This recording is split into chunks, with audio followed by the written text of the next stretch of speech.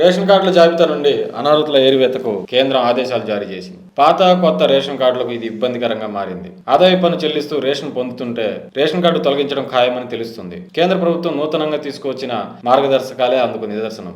ఈ క్రమంలో లబ్ధిదారుల ఆధార్ నంబరు లేదా పాన్ వివరాలను ఆదాయ పన్ను శాఖకు డిఎఫ్డి ఇవ్వనుండగా దీనికి ఆధారంగా లబ్ధిదారుని ఆర్థిక స్థితిగతులను ఆదాయ పన్ను శాఖ నిర్ధారించి తిరిగి వివరాలను ఆహార శాఖకు అందించనుందని అధికారులు చెబుతున్నారు. ఈ క్రమంలో సదరు నిబంధన పరిధిలోకి వేల కుటుంబాలు వచ్చే అవకాశం ఉంది. దీంతో తెల్ల రేషన్ కార్డు నుంచి ఆదాయ పన్ను చెల్లిస్తూ గృహ, వాహన, ఇతర అవసరాల కోసం రుణాలు తీసుకున్న కుటుంబాలు వేలల్లో ఉన్నాయి. వారందరికీ ఈ నిబంధన పూర్తి స్థాయిలో అమలైతే మాత్రం తెల్ల రేషన్ కార్డులు కోల్పోతారు. దీంతో ఉచిత రేషన్ కార్డు రద్దు అవడంతో పాటు ఆరోగ్యశ్రీ, ఇతర సంక్షేమ పథకాలకు దూరం అవుతారు. కేంద్ర ఆదేశాలపై తెల్ల రేషన్ కార్డులదారుల నుంచి విమర్శలు వ్యక్తం అవుతున్నాయి.